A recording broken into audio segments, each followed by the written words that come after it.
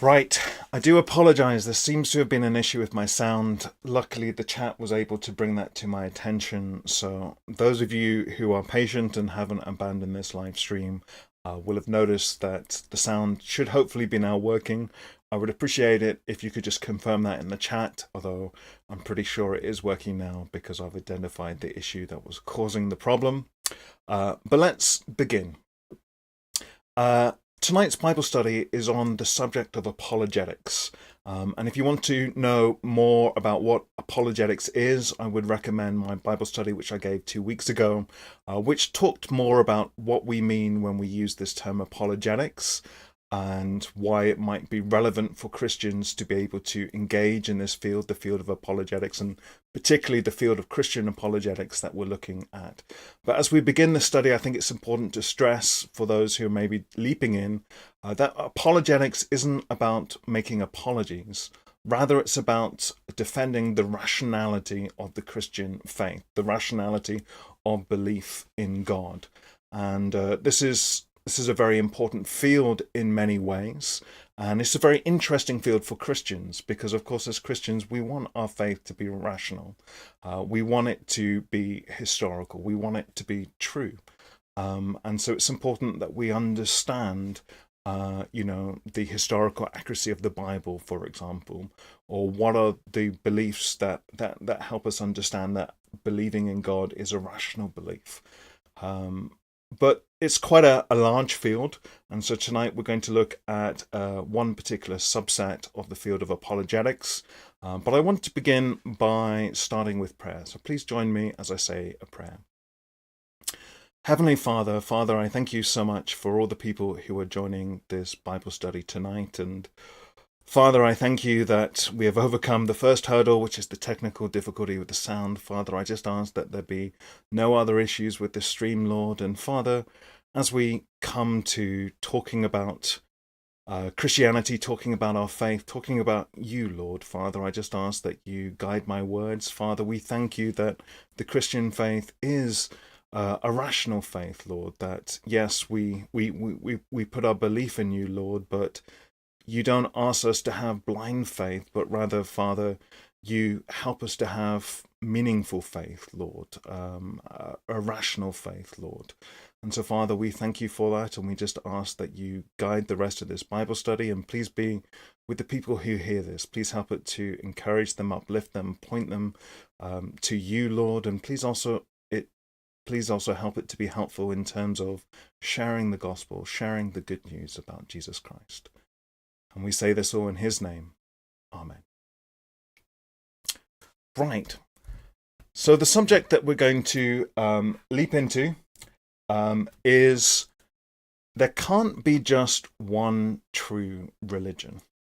This is one of the criticisms of Christianity that is quite popular in Western society. That for many people in Western society, one of their major objections to Christianity is this belief that Christianity is the one true religion. We live in a world of secularism and pluralism, and as part of those beliefs, as they are espoused in the Western world, often there is a lot of condemnation if you assert that your one true religion is superior to all others. And we're going to leap into that and explore that in a little more detail throughout this study tonight. I want to begin by comparing some of the basic beliefs of major religions. And this is from a book called Evidence That Demands a Verdict by Josh McDowell and his son Sean McDowell. Both Josh and Sean have written a number of books on Christian apologetics, and I do recommend them. They are quite interesting books. But here it talks about the basic beliefs of major religions. And so the basic beliefs of Buddhism, they have the belief about God that there are no gods. Buddhism doesn't believe in a god. Hinduism, on the other hand, believes that there are many gods. Islam believes there is only one God, and that one particular God is Allah. Judaism likewise believes that there is one God, and that one God is Yahweh. Christianity believes that there is one God, but there is one God in three persons, and so it's understood to be Trinitarian. i.e. that God is Father, Son, and Holy Spirit. If we think about what these religions say about salvation, and of course you're kind of condensing a lot here, but Buddhism is all about enlightenment, about achieving enlightenment, and about emptying yourself to do so. Hinduism, one of the pillars when it comes to understanding salvation is reincarnation, this idea that if you live a good life, you get reincarnated in a higher form, and if you live a bad life, you get reincarnated in a lower form. Islam has the 5 pillars of Islam, which determine how to live your life. Judaism has the law, and Christianity is about grace, the idea that salvation comes through grace, through what God has done for us, not through what we achieve for ourselves. And exploring that, if we continue, let's think about what the major religions that we have here believe about other religions. So Buddhism believes that all other religions are false. Hinduism believes that all other religions are true, but to achieve that, it basically subsumes other religions into Hinduism, i.e. they become a part of Hinduism in some form. Islam doesn't believe any other religions are true. Judaism doesn't believe any other religions are true. And Christianity doesn't believe any other religions are true, although Christianity has a unique relationship with Judaism, as most Christians will be aware of. Now, why is this relevant? Well, I think it's interesting that when we ask this question about,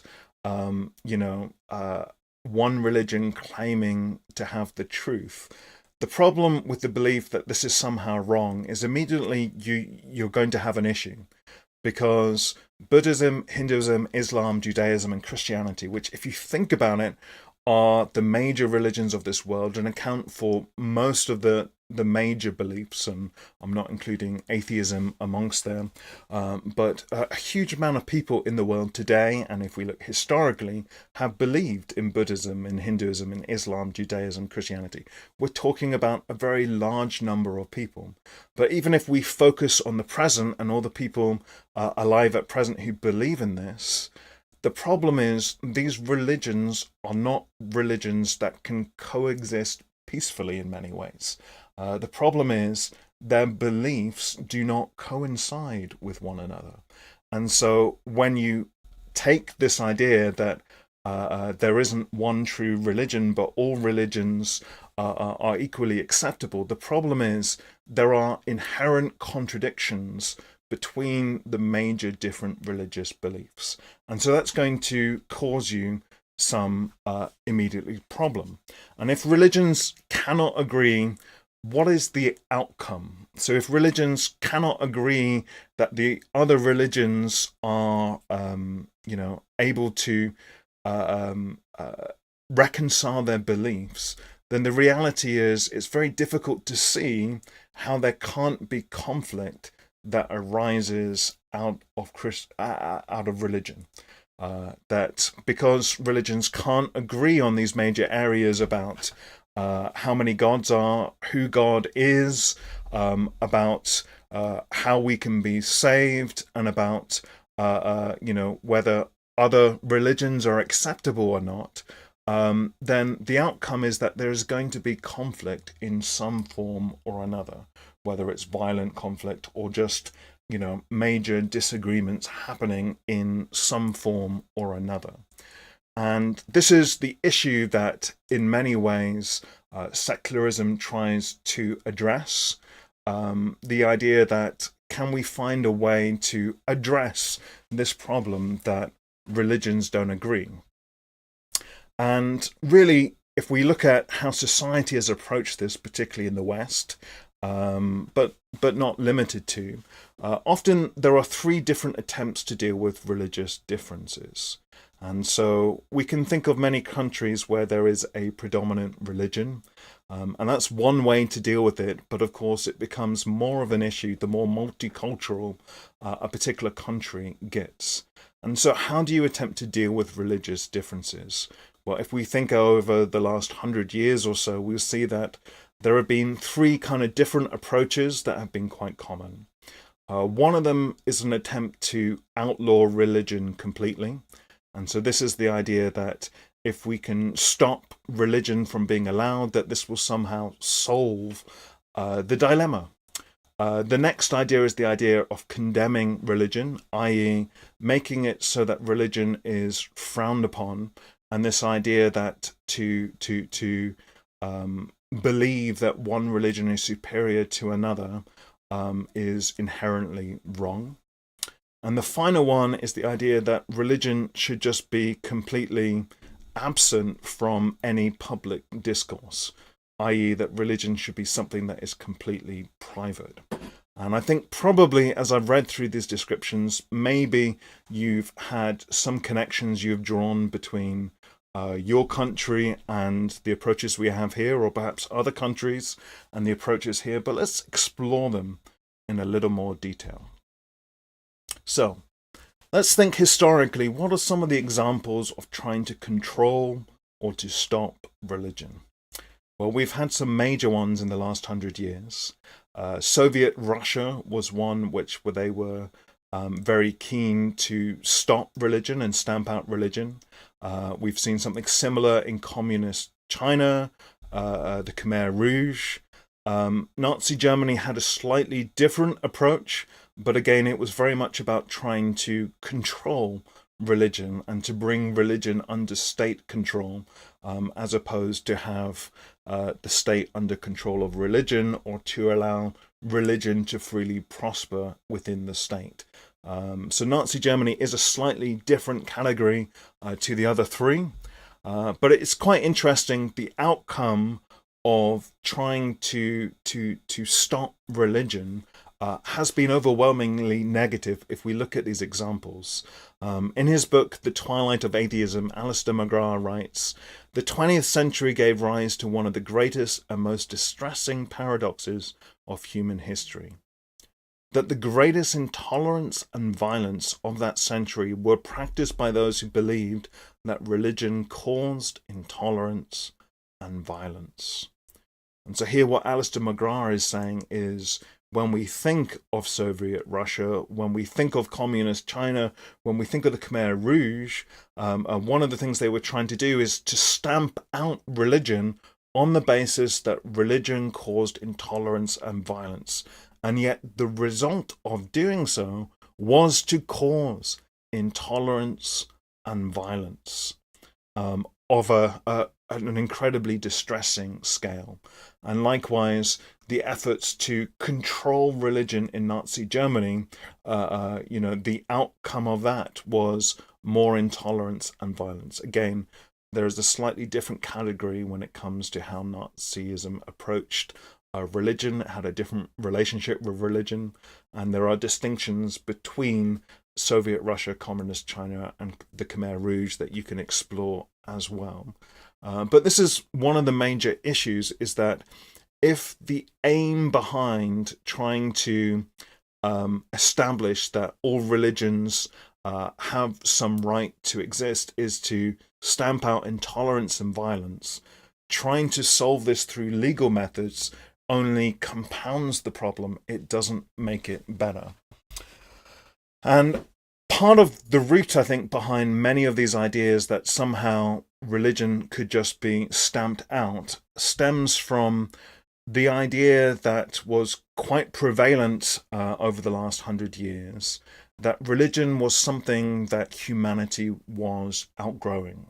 That if we think of the evolution of humanity, and particularly when we can think about how many atheists argue the case for evolution, the idea is that religious beliefs is a byproduct of evolution, a byproduct that somehow having religious beliefs gave us certain advantages at a particular time in history, but now we no longer need those advantages, and so it's time for humanity to evolve out of needing religious beliefs. They serve no more practical purpose.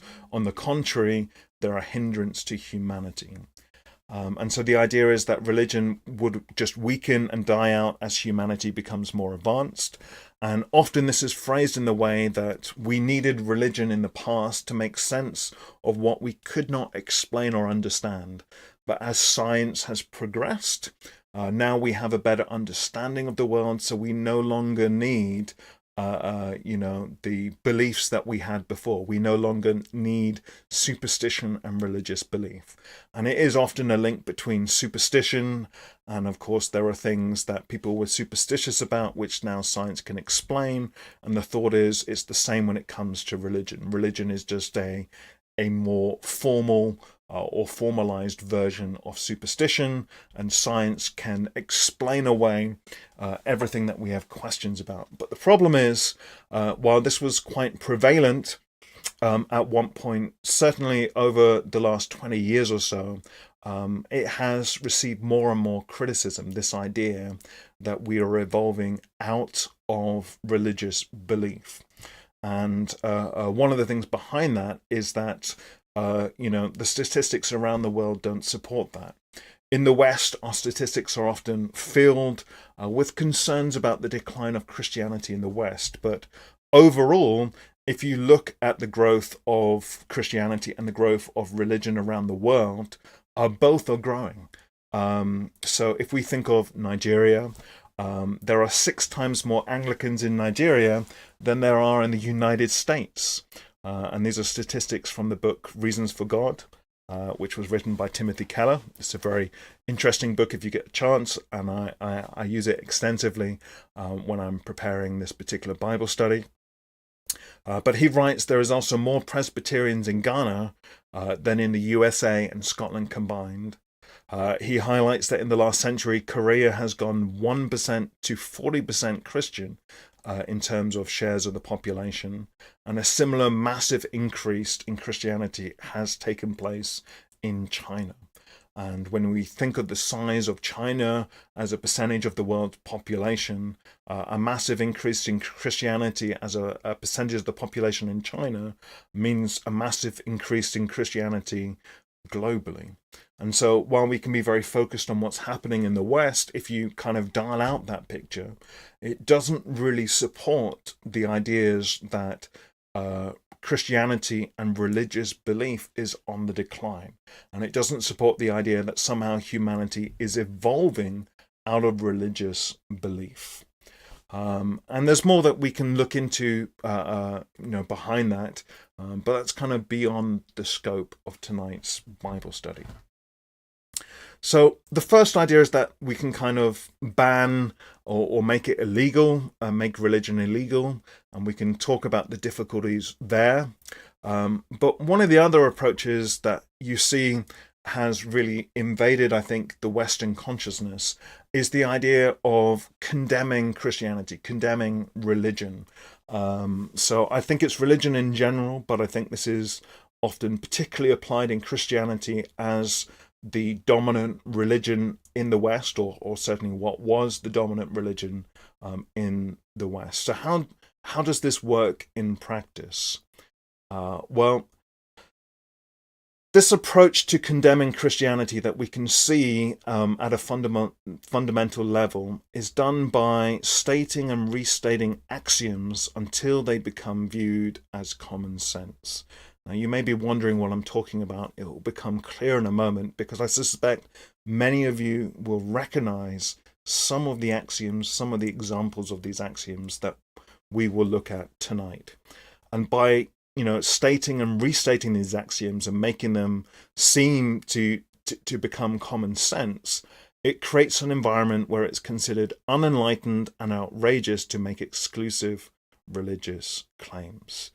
I.e., if we believe these axioms are common sense, then it means that we condemn people who hold beliefs that put them at odds with those axioms, because it implies that it's not common sense, that there's something wrong with their viewpoint. So let's explore this and hopefully make it clearer what I mean when we go into this. So this is one of the axioms that are stated. All major religions are equally valid and basically teach the same thing.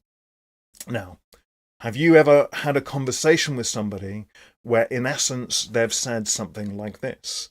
That, really, you can talk about all these different religions, but they're all equally valid and they all teach the same thing.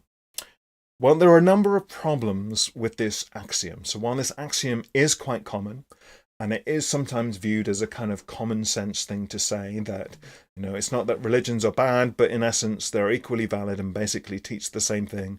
And so therefore, you shouldn't really make a big deal about which religion you're in.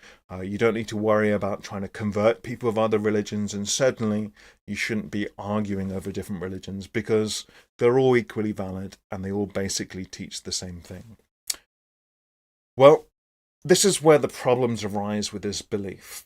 When people say this, they're almost always talking about major religions. So they're talking about things like Buddhism, Hinduism, Judaism, Islam, and Christianity. They're not really talking about some of the more extreme religious beliefs or cults. There are some extreme cults that we have that believe some really crazy things. And normally when you speak to these people, they're not condemning they're not saying every religion is really equally valid. Because if you talked about a religion that promoted child sacrifice, they would be very quick to condemn that. So how do you deal with cults and religions where their morality is radically different from the major world religions? There are other issues, though. Is that if you ask people if somebody says all major religions are equally valid and basically teach the same thing, one of the immediate questions you might ask is, what is it that they teach? And generally speaking, you will see that the people who hold to this axiom have a very general sense of God, but it's one that doesn't marry very well with any of the major religions. I.e., the doctrines held by those with those beliefs often contradict major religions. So if you ask, they might believe in a general spirit that you can describe as God. And I've had conversations with people that fall into that category, where they believe generally that there is some kind of God, and generally that there is a heaven or some form of afterlife. But when you explore what their beliefs, they don't marry very well with any of the major religions. And the problem is, what you're basically saying is all religions are equally valid and basically teach the same thing. But that's only true when those religions agree with what you believe the same thing should be. And the reality is it ends up being quite a hypocritical position, because it condemns those who do not share the same beliefs about God that you do. And so when you explore those differences, they end up condemning people who don't agree with their generalized notion of God and who God is. And so in a way, it's a self-defeating argument. All major religions are equally valid and basically teach the same thing is saying all religions are equally valid when they agree with my general principles of what God is. And so it is a hypocritical belief. Let's keep moving. This is another axiom that people say. Each religion sees part of spiritual truth, but none can see the whole truth. So this is the idea that each religion, holds some part of the spiritual truth, but no religion can see the whole truth, i.e. no religion has everything right, particularly when it comes to understanding of the truth. And so Christianity has no exclusive claim to the truth, neither does Islam, Hinduism, or any religion. And this argument is often referred to in terms of a blind person who is feeling an elephant. And so in this diagram, you can see that there are people who are blindfolded. They don't know what an elephant is.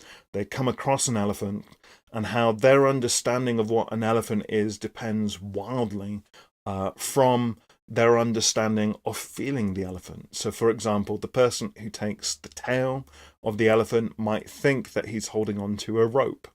The person who's touching the hind legs might feel that he's, banging onto a brick wall. The person who touched the ears in this diagram is possibly thinking they're holding some kind of fan because they can flap it. The person who's holding on to, the front leg feels like he's holding the trunk of a tree. The person who's holding onto the tusk feels like he's holding a spear, while the person who's got the trunk at the front is holding on to a snake, perhaps they're thinking. So the idea that all these people have their own understanding, so they can see part of the spiritual truth, but they can't see the whole picture. And so this is quite a prevalent thought, that each different religion can see part of the spiritual truth, but not the whole truth. The problem with this is that even when you relate to that story, and we're looking at that story, it's told from the perspective of someone who can see the elephant. We can see what the elephant is and what it looks like, and so therefore we can humorously see how the person who's touching those individual parts and trying to work out what it is can only see a small part. And the same is true of the person making this statement. In essence, this statement is hypocritical. It assumes the person making the judgment can see the whole truth, while those who subscribe to one religion can't. So if you are standing on the outside and say all religions see part of the spiritual truth, but none can see the whole truth, you're making a claim that somehow you can understand the whole truth, or at least you can see better than all the other religions to see that they don't or can't see the whole truth through their religious belief. So we can see that this is an axiom that perhaps you've encountered in your own life, that each religion sees part of the spiritual truth, but none can see the whole. But there is an arrogance in this statement, because it's setting up the person making the statement as being in a position where they can see the whole truth, or enough of the whole truth, to be able to condemn those religions out there as only being able to see part of the truth.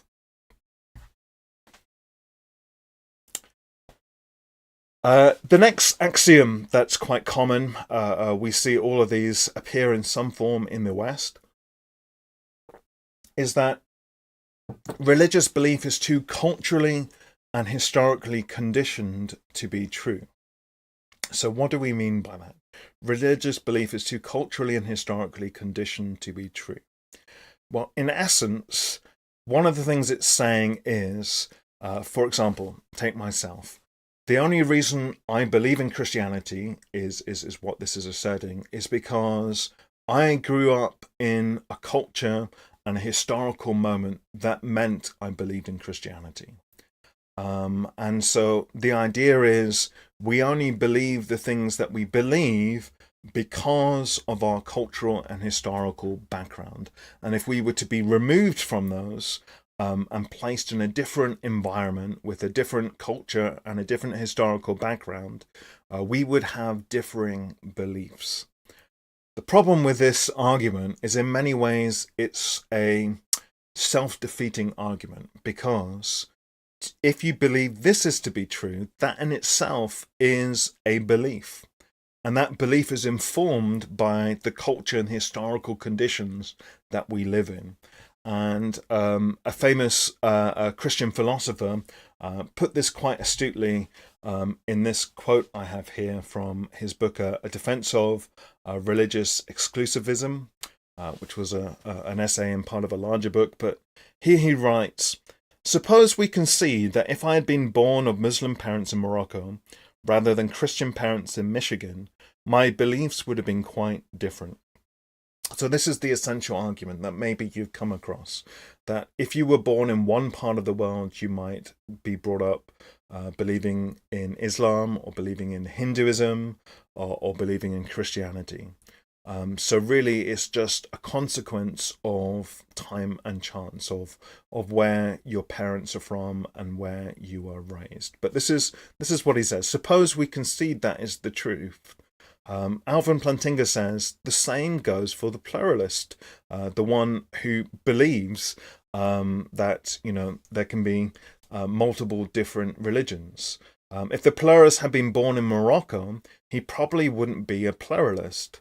Does it follow that his pluralist beliefs are produced in him by an unreliable belief-producing process? And so the argument here becomes a self-defeating argument, i.e., the idea that if we say we're only Christian because we were born in a particular time and place, you could equally argue that the person only believes that we are a product of our social and historical things because that person was raised in a particular time and place where the culture believed that and produced that belief in the people who lived in that culture and that historical setting. Another argument that you see is that it's arrogant to insist your religion is right and to convert others to it. And so this is the idea that if we stop for a moment and think that around the world there are a lot of very well-intentioned, well-educated, moral people of many different religions.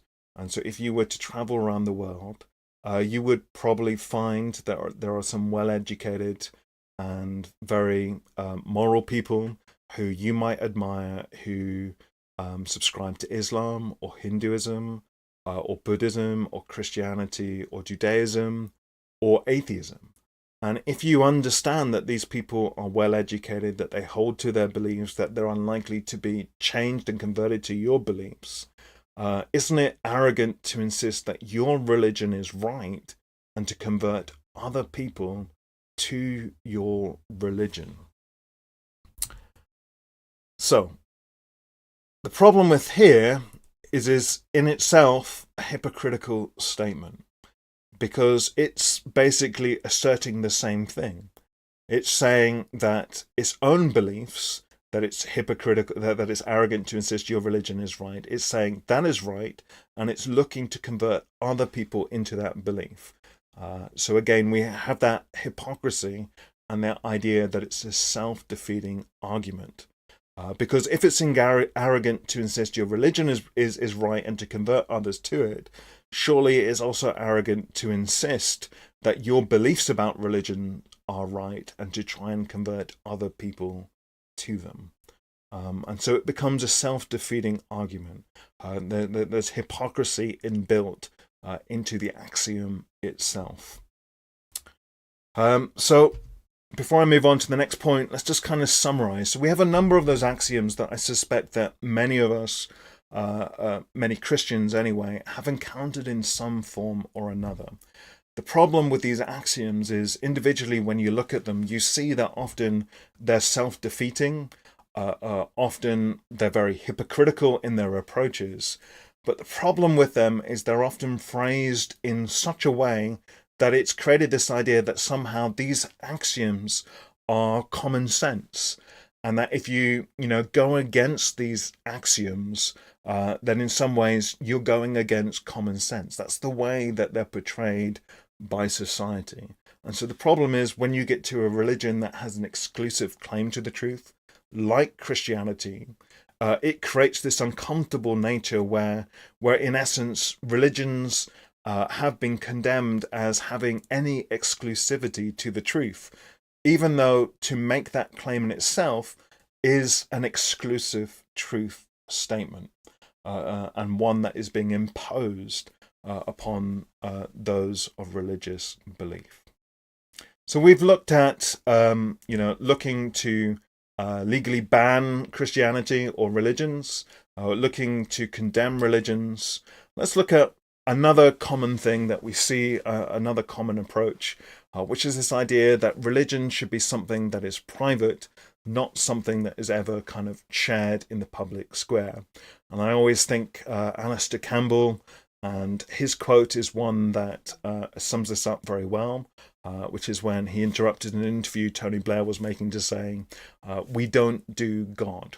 And it's this idea that because they wanted to appeal to everybody, the idea it was better just to avoid tackling Tony Blair's belief in God. And really, this is one that I think is quite prevalent in the United Kingdom. The belief that religion is strictly a private affair and must never be brought into discussions of public policy. And it's really interesting, we just had elections in the United Kingdom. But one of the major questions that has come out of that has been, what is the role of Christianity and those who assume public office?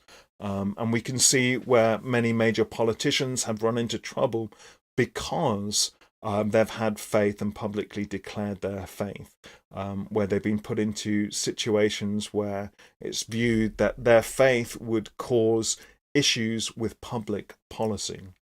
And there are some interesting podcasts out there if you are interested, including with a former Liberal Democrat leader, Tim Farron, who ran into problems because of his religious faith. And he actually hosts a podcast about Christianity and politics. I can't remember the name of it off the top of my head, but it's quite interesting to hear his viewpoints on that. But certainly in Christian circles, this is an area that is much discussed, and how Christianity can often seem to be an obstacle to obtaining public office in the United Kingdom. And of course, this is in contrast to other areas of the world. But at the root behind it is this idea that religion is something that should be strictly private, and it shouldn't be brought up in public policy, and it shouldn't be brought up in a workplace setting, for example.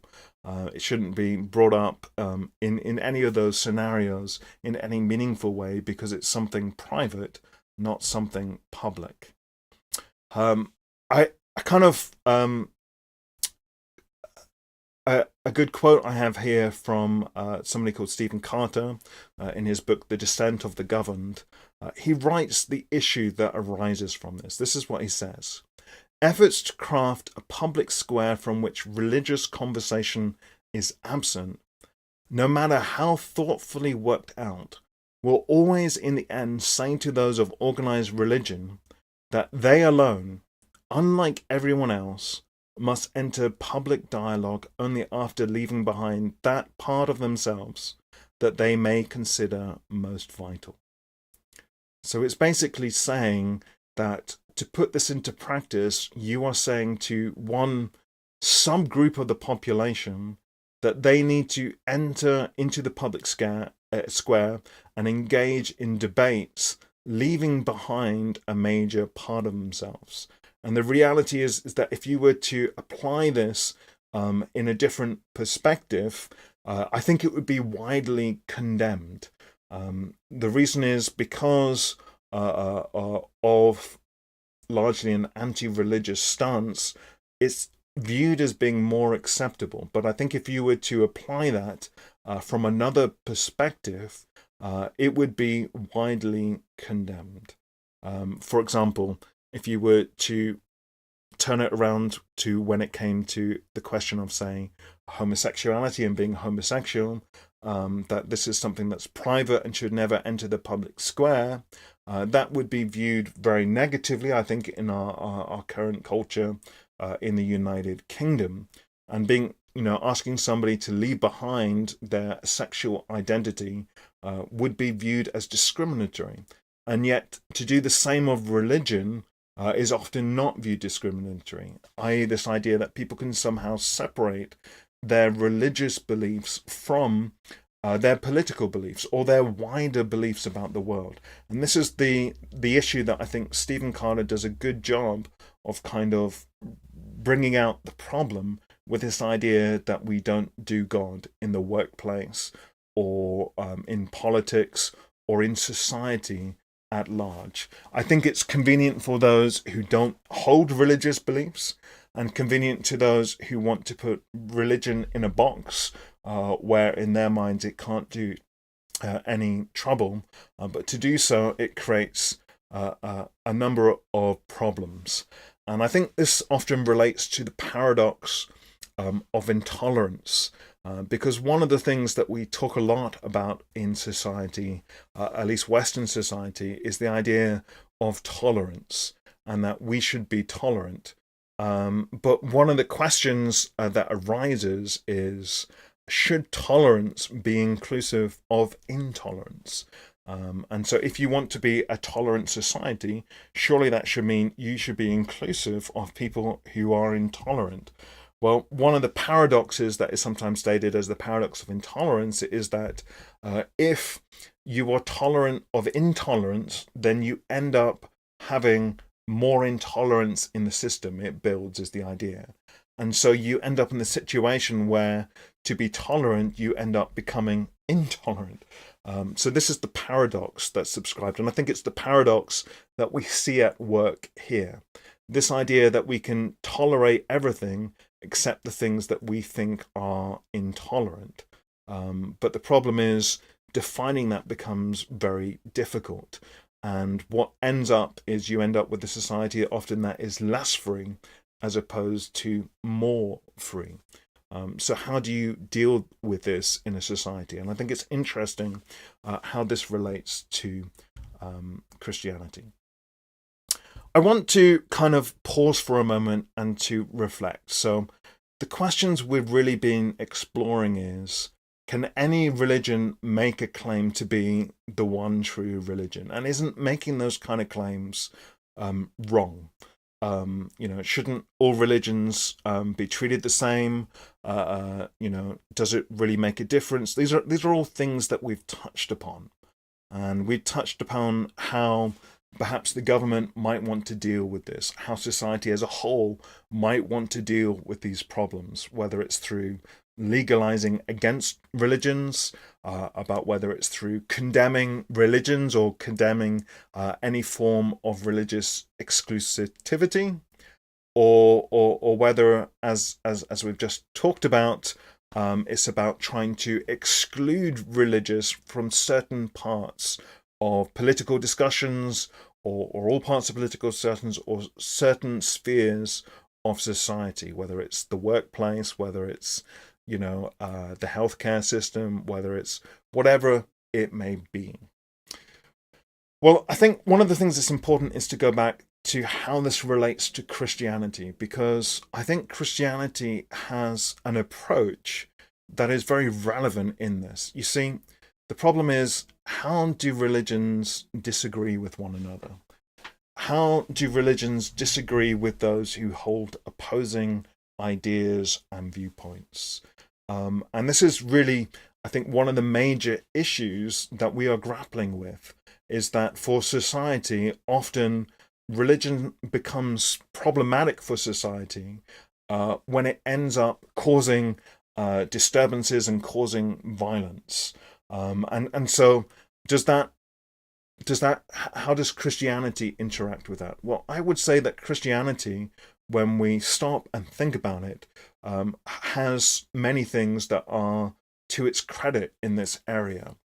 And I think Matthew 5 and verse 43 to 47 is particularly relevant in this discussion. And I'm reading here from the Message paraphrase, which is a beautiful paraphrase, but I particularly like their version of this. And this is what Jesus says in Matthew 5:43. You're familiar with the old written law, love your friend, and its unwritten companion, hate your enemy. I'm challenging that. I'm telling you to love your enemies. Let them bring out the best in you, not the worst. When someone gives you a hard time, respond with the supple moves of prayer, for then you are working out of your true selves, your God-created selves. This is what God does. He gives his best, the sun to warm and the rain to nourish, to everyone, regardless. The good and bad, the nice and nasty. If all you do is love the lovable, do you expect a bonus? Anybody can do that. If you simply say hello to those who greet you, do you expect a medal? Any run-of-the-mill sinner does that. I think this is a really challenging verse when we take it as Christians and we apply it to the context of people of other religions, people of no religions, people who are atheistics, and people who are anti-Christianity. If we kind of broaden that category, certainly in the West, there is a large group of people who I'd say are anti-Christian, whether that's because they're different religions, whether that's because they don't believe in God, or whether that's because they object to Christian morals and ideals. But how do we as Christians respond in that moment? And this is where I think the Bible and Jesus' teachings are particularly relevant, because we are called to love our enemies. We are called to love those who disagree with us, to those who condemn us. We are called to love those who legislate against us. We are called to love those who exclude us. And, it can be easy to love our friends. It can be easy to love the people who agree with us, the people who don't cause any problems for our religious beliefs. But one of the biblical messages, and I think one of the things that sets Christianity apart when compared to other religions, is that we are called to love those who oppose us. This is central to the Christian message. And, that may mean loving people who are hard to love. And it is hard to love somebody who is actively opposing us and actively opposing the beliefs that we hold very dear to us. But if Christianity is to come out the other side of this societal movement that's going on, this anti-Christianity that we're seeing in the West, I think the way it will come out on the other side is through love as opposed to condemnation. And I think that is an essential thing that we need to remember at this time. I want to talk a little bit more just in terms of the exclusive claim that Christianity and religions make. And there's an analogy that I came across that I think is quite helpful in understanding where some of the issues lie. So if you imagine a house, the bottom level of the house is basically the world that we know. And if we think of the upper level of the house as being the spiritual world where God resides, where we see the absolutes, one of the questions that often becomes a fundamental issue is, what is the bridge between the upper level, the upper floor of the house, and the lower floor of the house? And this is really the staircase analogy. And this is where it's quite relevant to Christianity. So if we explore this, we have this idea that upstairs, you have God, spirit, ideals, values, morals, the good spiritual truth and experience. Downstairs, you've got the everyday reality, the rational truth, the physical matter, and science. And the staircase is how you connect upstairs with downstairs. And this is where a lot of the issues begin to arise, because many in the secular world, many atheists, don't believe that there is any connection between upstairs or downstairs. And if you think of other major religions, how they would define the connection would differ. So in Islam, that connection would be the Quran, perhaps the Hadith, and the Prophet Muhammad. In Judaism, what connects them might be the Torah, or the covenant that God made with Israel, perhaps.